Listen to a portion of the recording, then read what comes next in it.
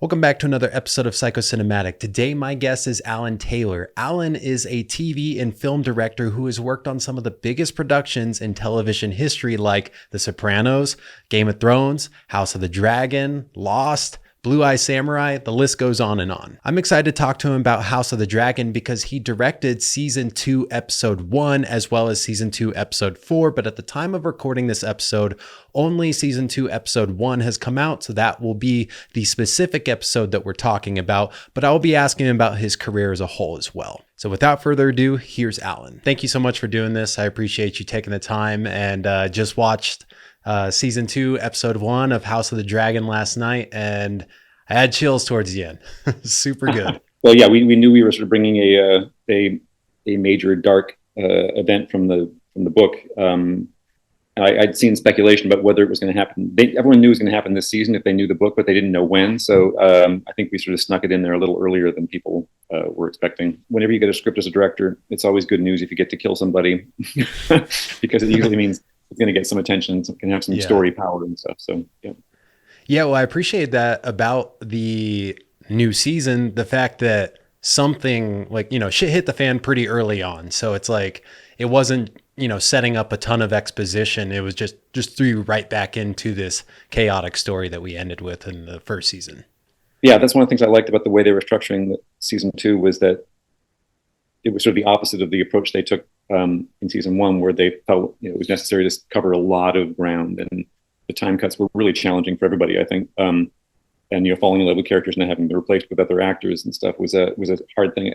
I'm really impressed that it worked and that the audience stuck with it. Mm-hmm. But we sort of had an easier structure. So as you say, we were able to sort of drop into it. Even then, there's the usual Game of Thrones, House of the Dragon, standing around talking a long time.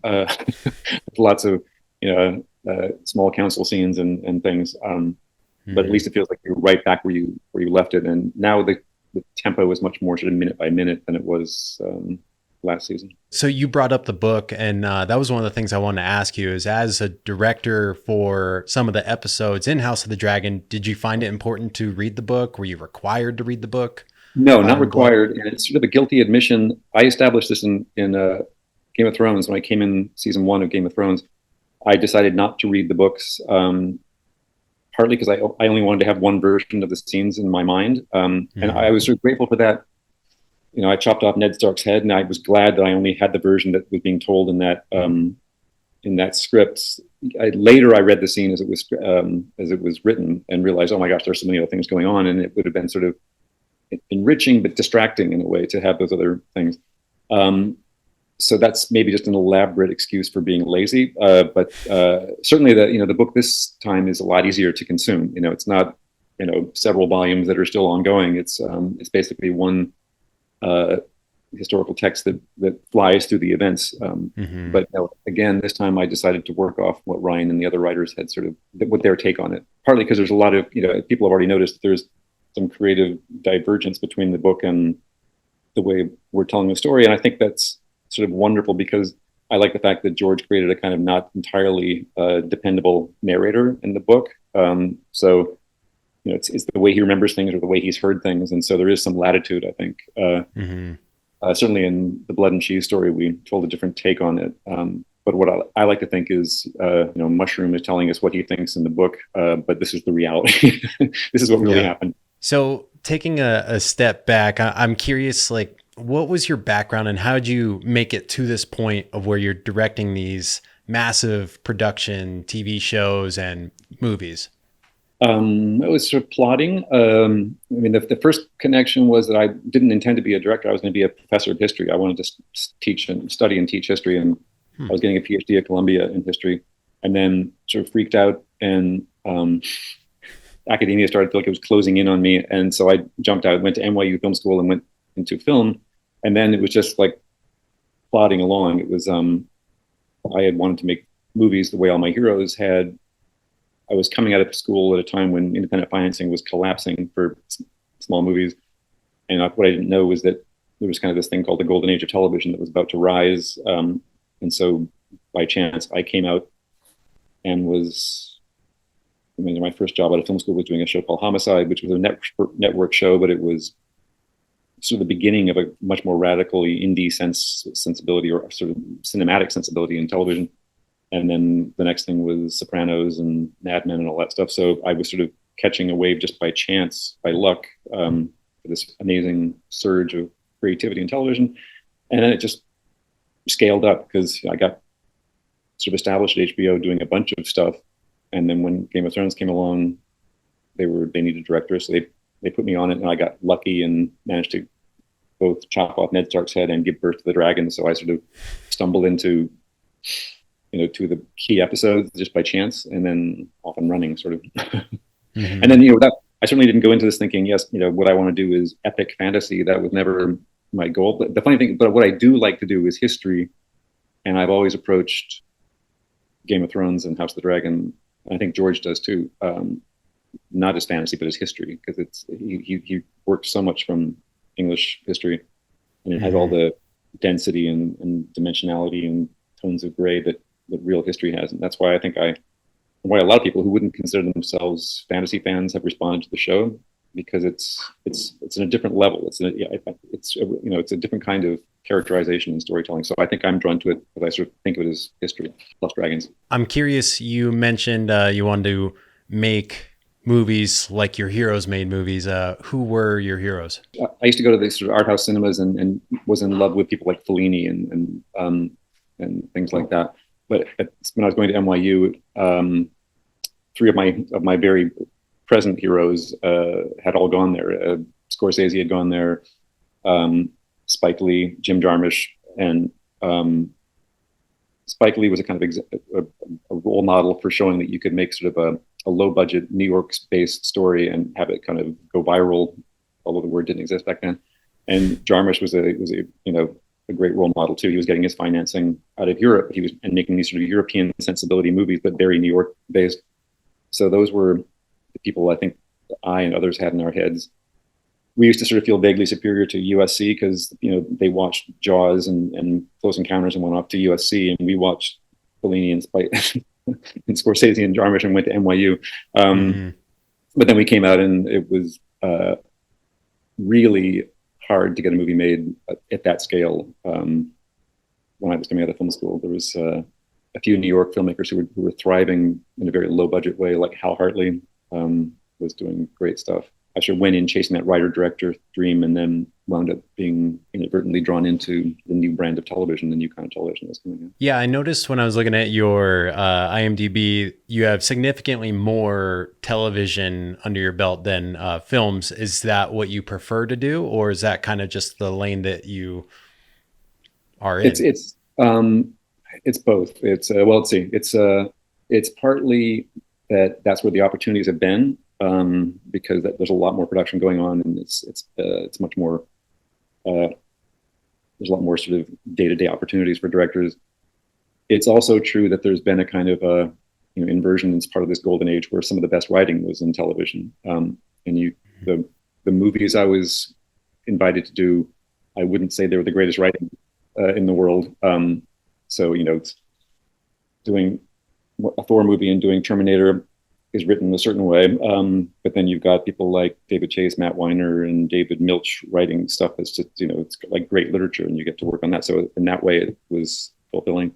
I'm sort of living at a time where I don't really make a distinction that much between TV and movies. For one thing, everything's winding up being consumed in the kind of streaming world where they aren't as radically different as they used to be. They used to be television was on a box with commercials, and movies were big things on a huge screen with a crowd. That's really dissolved kind of as a distinction. What is different, I think, in theory, is the role of the director is more elevated in making movies than in television. But even that's is changing. Shows like House of the Dragon are so cinematic that the director has sort of risen as an important component too. And certainly I've done some movies where the role of the director was sort of diminished because it was a huge corporate enterprise with a franchise with sequels, and so I don't think it's any longer true that you're necessarily more marginalized in TV than you would be in movies. Anyway, it's a very long-winded answer because I've thought about this a lot. Right now, coming off of Dragons, there's like 3 movies I'm trying to inch forward that I would like to do, but I'm remembering, how hard that process is, because it's like, building something from scratch every time is very different from jumping into a going concern. Yeah. Those three films that you're trying to push forward, are they just scripts that have landed in front of you that you just really gravitate towards? Um, no, they're a bit more personal than that. One was a script that was brought to me that then I rewrote. Another one is something I wrote from scratch based on a novel. Uh, and a third one is something that I developed with a writer. So it feels more like I'm more personally connected from the ground up, sort of, Right.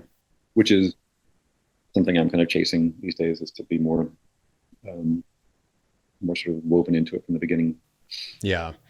So when I watch movies or television, I feel like, you can tell the difference between good and bad writing. But for some reason, like when I am reading a new book or a new author, something like that, it's kind of hard for me to discern whether or not this is good or bad writing. I'm it's a little abstract for me to even try and explain, where I'm like, with a book, is good writing being just a creative writer? Is it being an entertaining writer? Is it sounding super smart while doing all those things? I'm curious, like what you like when you're reading a script. How are you discerning good from bad writing? Well, it's funny. I mean, first, it's so subjective. I've started to realize that there's certain things that I am pulled into and certain things I'm repelled by. Mm, Unfortunately, it's my bad luck that many things I'm repelled by are the things that are more commercial. mm, So when I'm reading something and I can start to feel how manipulated we're being to root for the hero and how we're being set up to feel good about the hero's journey at the end, I start to get allergic and I'm bored and repelled, partly from spending so much time with anti-heroes like Tony Soprano or um, Don Draper and stuff like that. I feel like I get bored if I'm sensing too much of, even if it's very skillfully done. So that's sort of a problem. I always look for a mixture of sort of threat and humor, and that partly goes back to some of my heroes like Scorsese, who always weave violence and human comedy together. So there are things that I definitely know that I respond to, but I'm not sure how good a judge I am of what's going to make a good movie necessarily. mm, And that's not just in reading a book and sort of think about adapting it, but I'll tell a very excruciating story, which was a reminder of how bad I can be at seeing good writing. Years ago, I was sent a science fiction script called The Story of Your Life, and I read it and thought, I like the writer, but I don't really see the movie. It doesn't. There's too much talking, and the aliens seem weird. I don't get it. And then Denis Villeneuve was sent the same mm. project and changed the title to Arrival Yeah. and made this incredible work of art out of it that was so Mm, tight, consistent, so visionary. And I thought, okay, well, it's there's a real talent in reading something and seeing the best version of it instead of reading something and sort of saying, "Hey, I'm smarter than this. I don't want to do it," finding its faults, kind of. And sometimes something can be a wonderful movie that isn't necessarily the greatest writing in the world. It's, some of the best movies have been made out of some of the worst short stories. It's just that they have a very strong story structure and so in the making they get enhanced. But what was there, the bones were really good. yeah. Well, you talking about movies being made by some of the worst short stories ever. I don't know if it's the worst short story. I haven't read it.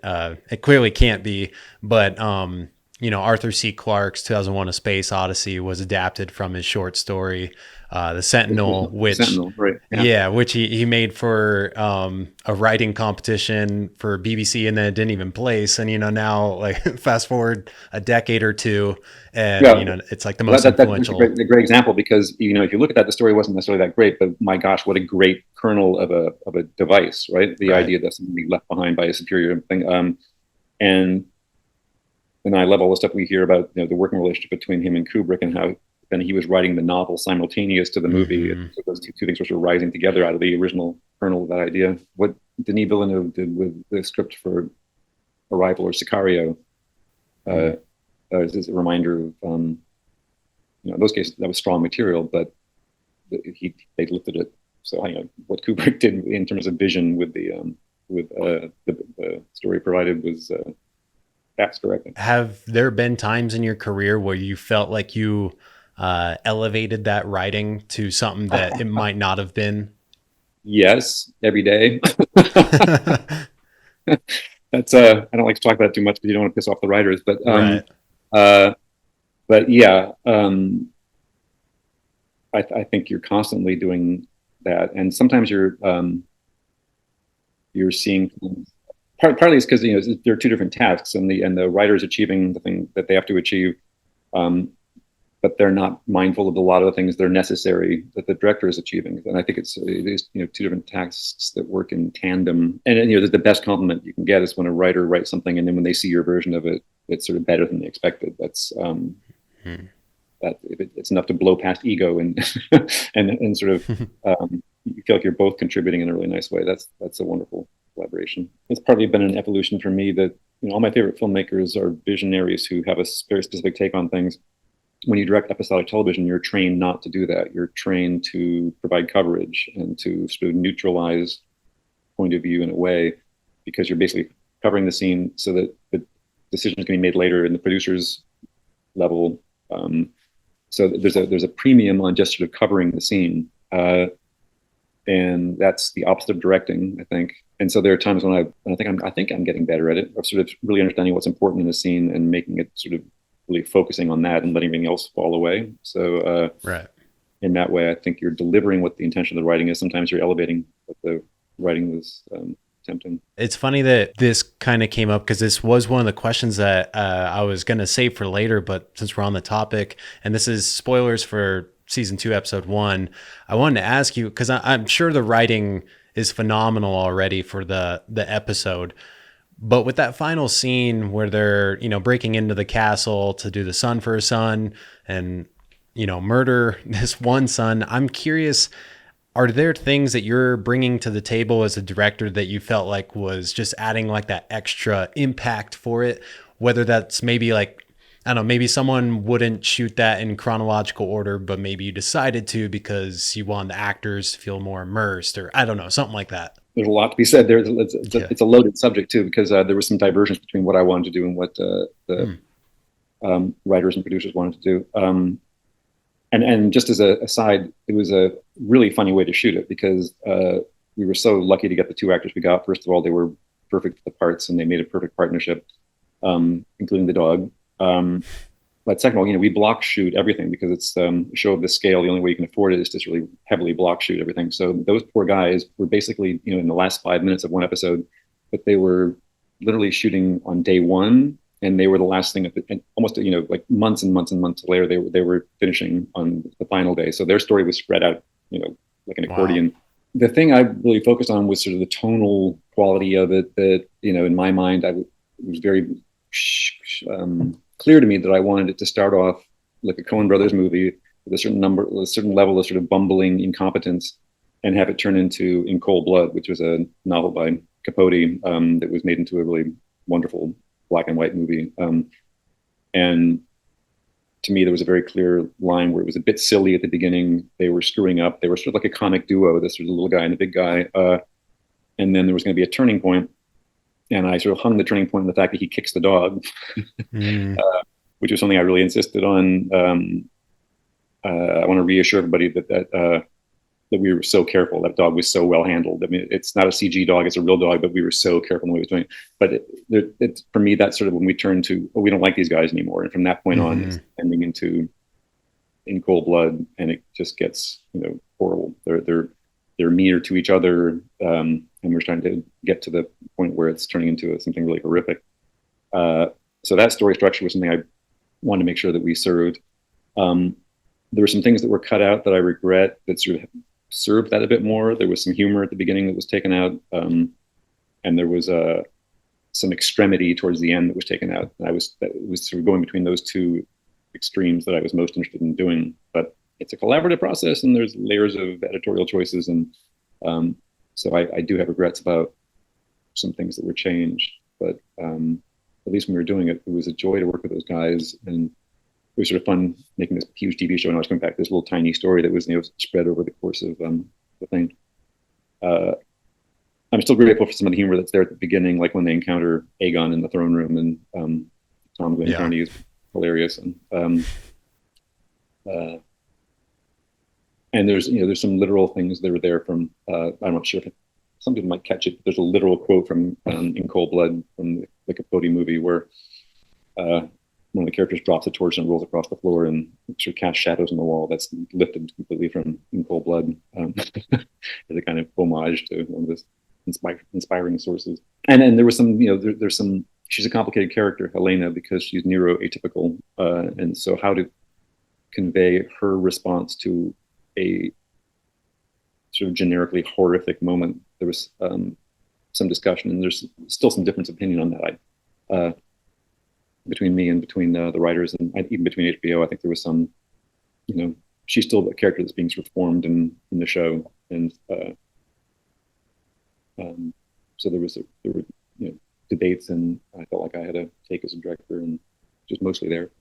At the very end, when she says her final line, when she says they killed the boy, spoiler, I just love her delivery because it's so matter of fact. It's not, a less unique person would be sobbing and rending, and screaming probably, but she's different, and I think she really captured it beautifully. Mm-hmm. Yeah, well, and that even feels like the most impossible thing to decide on as a mother. Like, do you point out the boy? Do you point out the girl? Like, what do you do? Yeah, and there's something does it. amazing in the book, which we unfortunately had to lose for structural reasons.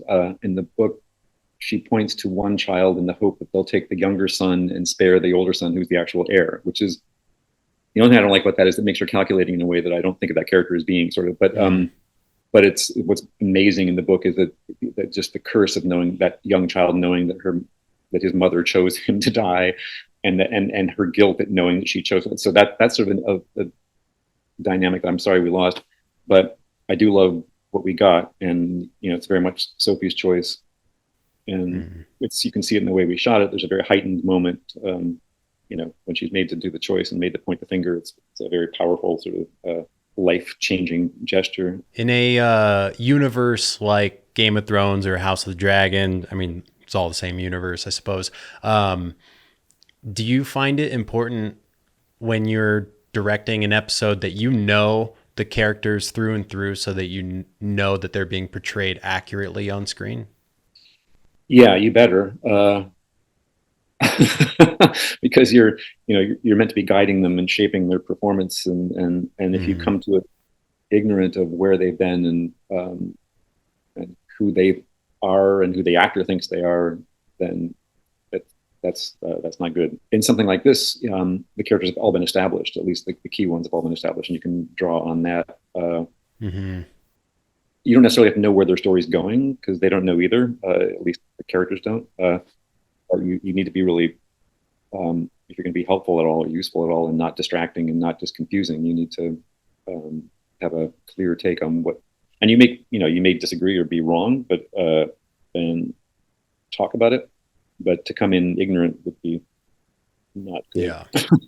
So in preparation, are you going back and rewatching and studying up on the first season and, like making notes, or do they give you like almost like a Bible for the show, so I think there was probably something Bible-y that had been set up for season one, and then there's the book.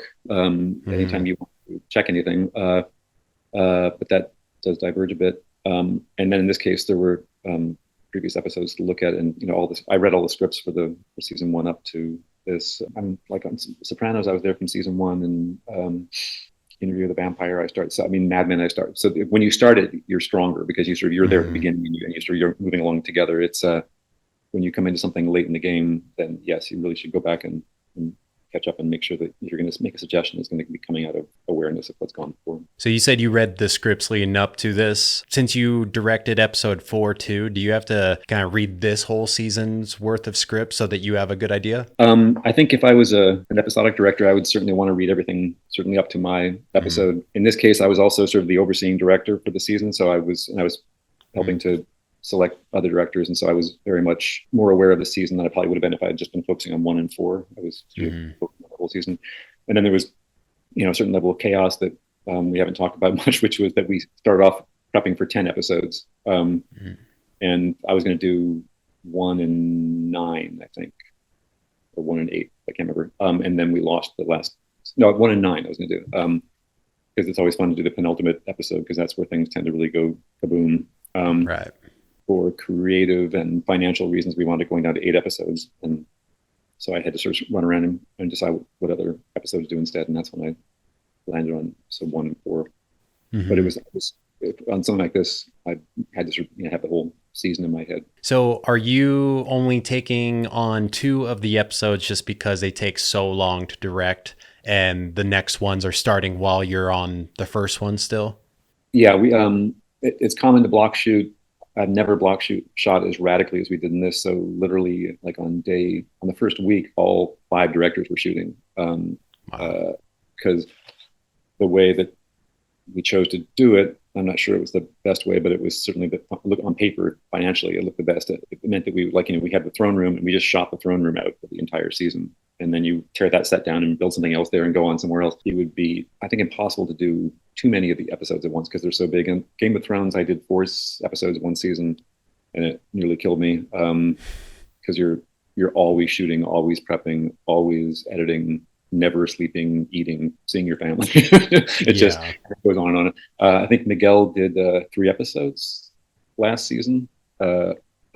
Which I think is the maximum you could try and do. I can't really answer how long it takes. I mean, I'm curious, but because we're block shooting, it means you shoot for 10 days and you're off for 3, and then you shoot for a day and you're off for a week. It's that kind of thing. It's hard to keep track of. Also, there's no time frame limitations at HBO, which is really nice. So some episodes can be 47 minutes and some can be 75 minutes, and sort of it's however long the story takes. And then clearly something like episode 4, which has more battle-y stuff, is going to be given more time than some of the other ones. I can't recall, but I should check. I'd be curious as to how many days we had per episode. It took a long time. Yeah, I can only imagine.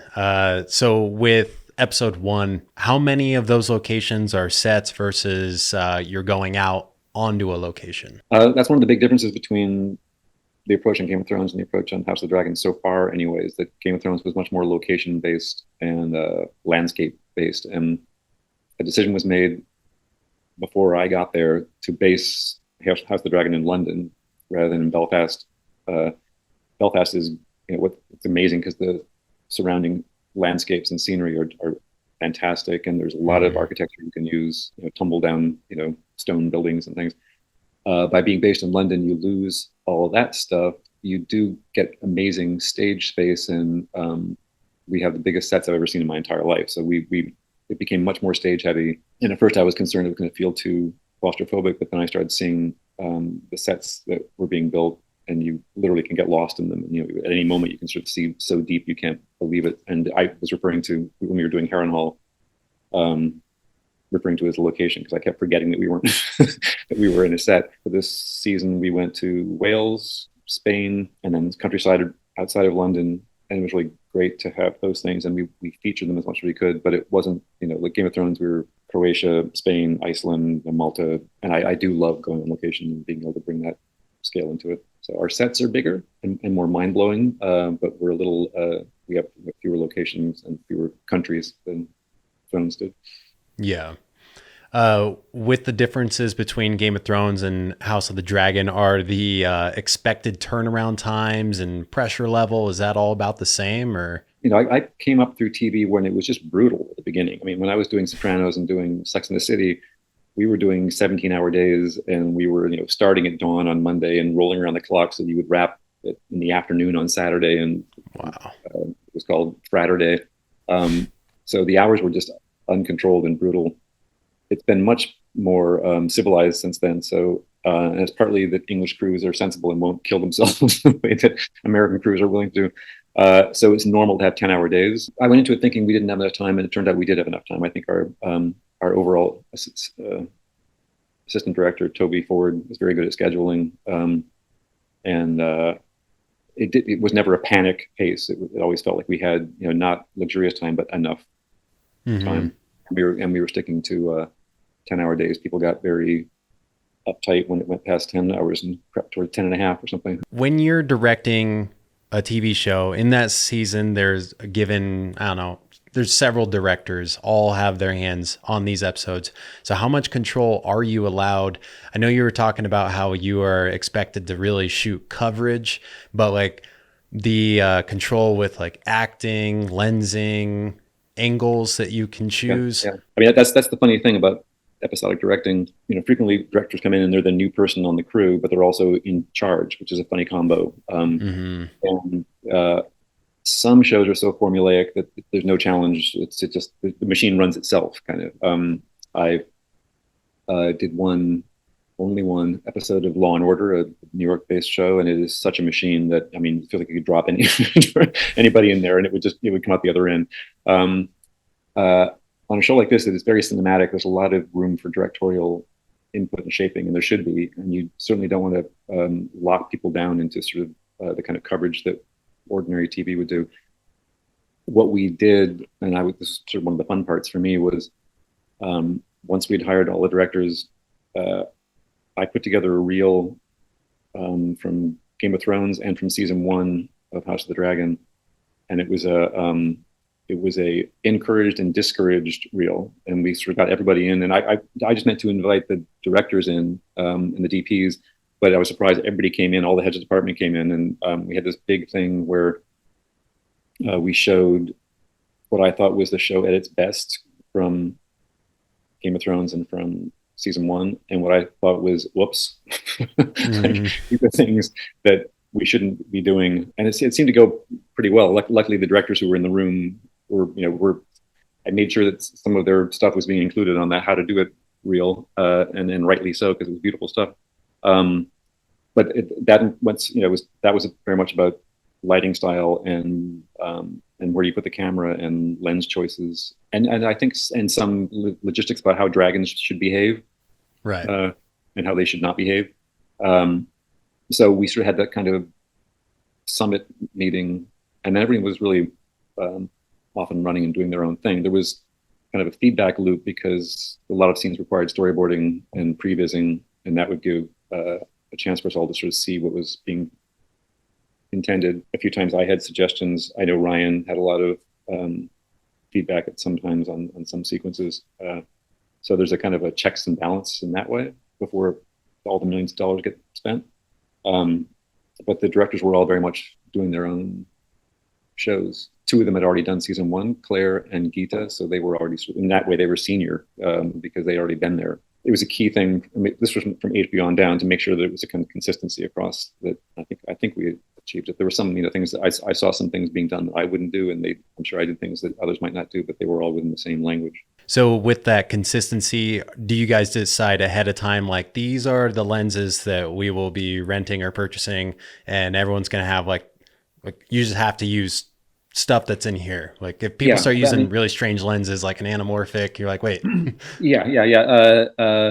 And it wasn't very limiting because we got a lot of lenses. There was a big conversation about what camera to use and also what the LUT should be, that sets the look for the show. That was huge. We had one lead DP who had done Thrones before, PJ Dillon, who's Irish and big, wonderful teddy bear guy who was brought on to be really the overseeing DP. So he was very active. He was pre-lighting most of the sets. DPs could come in and light whatever they wanted, but he was the one who was actually putting the instruments up, so sort of shaping it.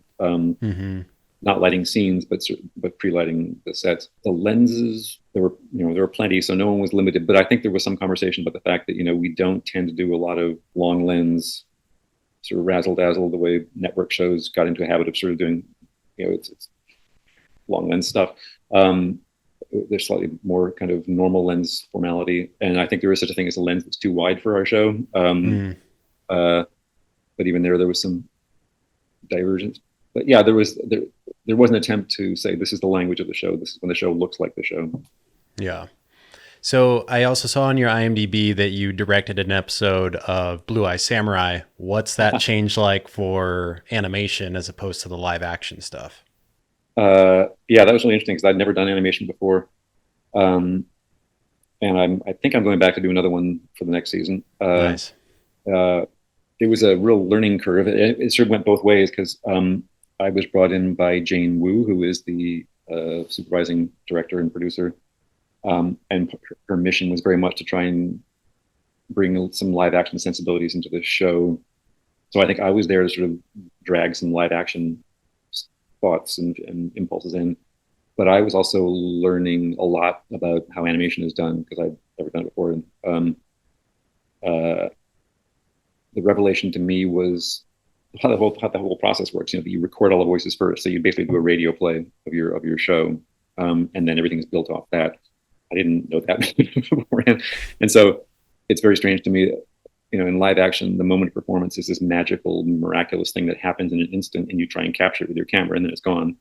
And in animation, you get a performance, and then 6 months later, somebody's working in France also on that performance, and the performance is not really done until the final, you know, imagery is rendered. Right. So this precious thing called, you know, performance is spread out over several departments in several countries in several months. So that took some getting used to.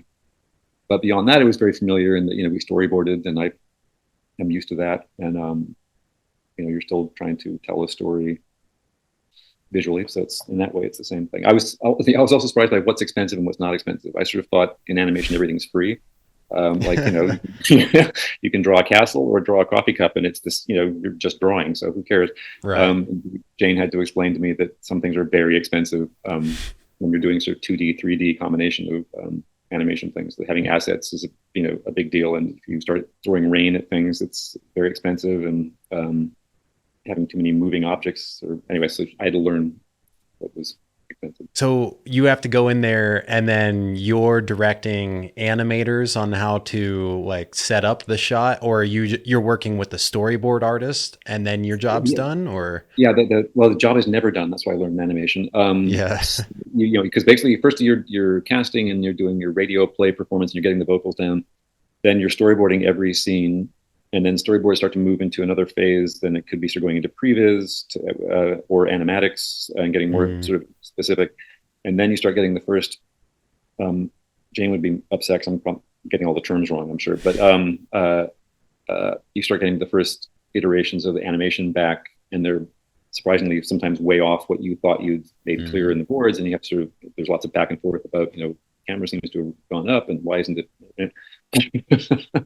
And then the thing that Jane brought to it was this idea of being very rigorous about lensing. So it's, you know, even though it's just pictures, it's being very true to whatever lens we think we're on. And that was something that had to be sort of supervised all the way through the process, because it's easy to stray off that. And then a lot of the complexity was not in the director's hands. It was people like Jane and the animators in France working out how the heck do you do all these elaborate kimonos and make them move and stay, you know. Right. But yeah, I was amazed at how long you are on process. Because everything's got to come right back to you to give like a final okay. Like that's what I was looking for. Right. Then it finally starts pulled together as a show, and then it still goes through. You know, you hand off your version, and it goes to the showrunners, and they may make tweaks and stuff. But you really are there for, you know, months and months. It's not like in television where you can hop in for a few weeks and then be done. Right. So something else too. I mean, you have worked on these huge projects, and I'm curious, do you still get starstruck? Because like when I saw that you did one of the Terminator films, I'm a huge Arnold fan, and I don't know if that ever wears off. No, it never wears off. Hopefully it wears off with that particular person. I mean, but I don't think it wears off in terms of, you know, and it's also very idiosyncratic. You can be surprised by who you might get like starstruck by, and, you know, some other big star you don't really care about, but somebody else just really gets you because you know, saw them when you were a kid or something. With Arnold, I did not know what to expect. He was so hardwired into the, you know, franchise, and the first time we met, you know, he had to check me out and see if I was, you know, if he could approve. And we had lunch at the Beverly Hilton or some very LA thing, and he was there with like a pink jacket and cigar and just like full on Arnold. But he immediately makes you feel at ease because you start to realize, I mean, at least, you know, in his case, he's so smart. He's such a warm guy, and he's so self-aware, and so, you know, he can be self-deprecating, and he's very serious just about the work. It's, you know, he's very practical, focused on making it work. So I was just more and more impressed with him, and he does a he goes to great lengths to make you relax because he knows, you know, uh, he presents in a big way. But he eats with the crew every day. He hangs out in his trailer and plays chess with his friends. He's very focused and down to earth, so he helps you pass that. I was also very nervous meeting Anthony Hopkins the first time because I'd seen his work forever, and he's not. He doesn't radiate chummy easygoingness, Right.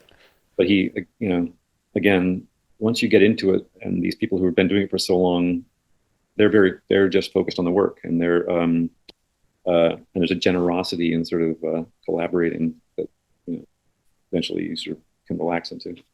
I think I was starstruck around Natalie Portman. Yeah. So Thor was a tough one. I wasn't, I wasn't nervous around Chris Hemsworth because I never really, I didn't know that. He was just some young, handsome dude. And he's also Australian, and they're very good at making you feel relaxed. I think if I'd come into Sopranos any later, I would have been, spooked about Gandolfini, but I came in at the beginning, so it was sort of an easy way in. Yeah. And no, I don't think it goes away. Maybe some people don't ever have it, but I think if you do get it, if you are the kind of person that sort of gets social anxiety around famous people, then it probably never goes away. Yeah. But there's a hump for any one of them, and you get past it. The two of you. And you had probably already worked with Emilia Clarke before you did Terminator, just because of Game of Thrones. Yeah, I met her on Thrones, and we were again there at the beginning, and she was just this sweet young, unpretentious actress. She could tell a joke, and then you say action, she bursts into tears and screams, and then you say cut, and she finishes the joke. She was just so cool and relaxed. She was pulled into Terminator, and I was happy to have her because I knew her and liked her so much. But neither one of us had a good time on that movie. Oh, really? Yeah. I think we both staggered out the other end going, what was that about? and it was not Arnold because we both loved Arnold. It was one of those things where it's a huge franchise with a bunch of people who were heavily invested. And that was my last blockbuster. Yeah. Too many hands in the cookie jar. Yeah, and it depends on who the hands are, because I realized that collaboration is the key thing in any of these big things that we do, and you're either lucky or not lucky by who is at the top of the decision making chain. And I would say on Terminator we were not lucky, and it was sort of after that I went to recovery, like doing a couple of very small things, and I went back to do Game of Thrones again, and sort of got back into a kind of comfort zone. And I remember seeing Emilia back on Game of Thrones, and we were both like shell shocked from what we've been through. And she was back in her comfort zone too, because she was riding dragons and being Daenerys, and that was easy. It's always a shame when you hear about something like that. But there are some films when you watch them, you're like, I can tell it was probably like that. Well, the funny thing is, what I've discovered is that I can't tell. I mean, some of the greatest films where it's just like, oh my God, that's a perfect synergy. And you find out they hated each other. I mean, what is it? One of the famous ones, Groundhog Day. I mean, it's a perfect movie, and Bill Murray wouldn't talk to the director ever again in his life. And it's funny how many cases where you think, it must have been a joy to make that, because look what a perfect thing came out the other end, and you realize, oh no, they almost murdered each other while they were doing this thing. It is a funny alchemy. Yeah, definitely. So last question before I let you go. I'm curious, if you had to start over right now, you're maybe like not even in college, how would you plan your trajectory getting into the business knowing what you know now? Well, one thing I know is that there's no like path to the industry. Everyone I know has gotten there a different way. I chose film school because it suited my sort of neurotic, anxious personality to sort of have kind of guardrails, to be like in classes and doing stuff. I think I would probably do that again. Film school was a really positive experience for me. I think I was so, like all of us, nervous about ever working, nervous about ever having a career. And to be honest, I mean, nobody I know from my film class is a filmmaker now. It's a brutal, before me, there were famous people like Spike Lee and Jarmusch, and then 5 years before I graduated, Ang Lee went to the same film school. So, it was happening, but it was like, what's that? Every 5 years, somebody gets a shot at being in the industry. so I think that shaped my decisions. And I guess if I was had to do it all again, I would sort of wish that I could be a bit more confident that things would work out, and maybe would have taken stronger creative choices. And I'm sort of proud that I didn't go into network TV, and I said no to the Law and Orders and said no to the procedural crap, and was able to say yes to things that were truly amazing, like Sopranos and Mad Men and things like that. So in that way, I was sort of guiding my career. I think I would have liked to starve a little longer and make some stronger creative choices. And I'm getting on in life, and I'm still trying to make a little movie. I would like to have made a few more little movies by this point. Mm-hmm. But you never know. Then I might be working as a waiter, which is what I was doing when I was in film school. I would have gone to film school. I think it worked for me. I didn't necessarily work for anybody, and certainly you don't need to. Tarantino worked in a video store. That's how he prepared for his career. I liked film school. I came out with a short that I'd written because Scorsese taught one class, and I was in the class with him. I knew the first person to read my script was going to be Martin Scorsese, so I worked hard on it, and I still think it's the best thing I've ever made. Probably it's a short film about breaking up with my girlfriend. And it launched me. Because of that, I got my first feature. I got my first TV show. So film school worked for me. But it's not the only way in. Yeah. I've seen a handful of your work, and I really enjoy it. And like what you're doing on House of the Dragon right now is great. I can't wait to see episode 4. Jane gave me she's like, oh, we can't talk about it until after it comes out. But yet she gave me like a little bit of a spoiler. Not even it. It was so mild, but for someone who hates spoilers altogether, it was just like, oh, Jane, come on. No, it's funny. I'm really I'm glad the reception to the first episode's been good, but I'm really waiting to see how people respond to episode 4, because we do some really, I think, good things there, and Jane and I were collaborating on that because she was doing the storyboards for the action sequences and working out what the dragons were going to do. That was a case where the script was fully formed, but there were stretches where it's saying the dragons fight, and so you're sort of turned loose and I think some of the things we invented, some of the choreography where we were studying birds of prey and trying to bring that into it. I'm really happy with what we did, and I hope it lands for people. We'll see. Yeah. That was the minor spoiler. Like, you could expect that. She's like, yeah, I did the one with the big dragon fight, and I was like, oh, yeah. We had a lot of fun on that because we were saying things back and forth. Videos of birds of prey and how they encounter each other in the air and stuff. And so that was cool. That was fun. That was a case where the making of the thing is hopefully heightening what was in the script, kind of. Yeah. Well, I'm excited to check that out with that. Lens on it. Yeah. Okay. Yeah, let's see if you can find the moment we're talking about. See if you see it when it comes. Right. All right. Well, thank you so much for being on here. Appreciate it. You too. It was fun. Thank you.